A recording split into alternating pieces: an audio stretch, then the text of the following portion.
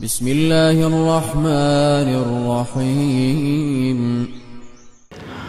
وَلْيَضْرِبْنَ بِخُمُورِهِنَّ عَلَى جُيُوبِهِنَّ.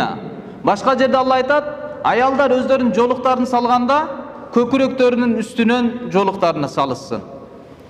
Чупа-чупстай болуп, ичине киргизип, жолукту дагы жабыштырып салып албасын. Көкүрөктүн үстүнөн түшө турган кылып, жолуктарына салышсын дейт Куранда.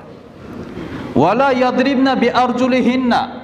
Başka жерде Алла айтат, аялдар буттары менен жерди уруп басышпасын. Така, башка маселелер тыкылдатып, эркектин үнүн өзүнө тарта турган кылып басышпасын. Андай деңгээлде кийинишпесин. Яни, бул айтууда максат, аялдар кантип сүйлөш керек. Аялдар кантип кийиниш керек. Аялдар кантип басыш керек. Ушунун ар бирин Алла Таала айтып жатат, бирок мындай деңгээлде эркектердин жашоосун баяндаган эмес. Эмне үчүн? Себеби аялдардын даражасы өтө бийик болгондук себептен.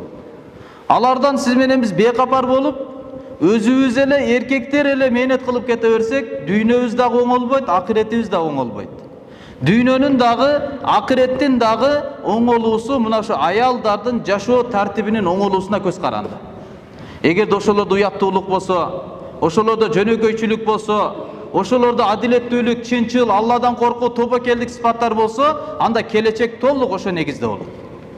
Ошондон алымдар ушуга чейин айткан, энеден чыгып жаткан сүт бул бир гана тамак эмес, бул эненин сыпаты.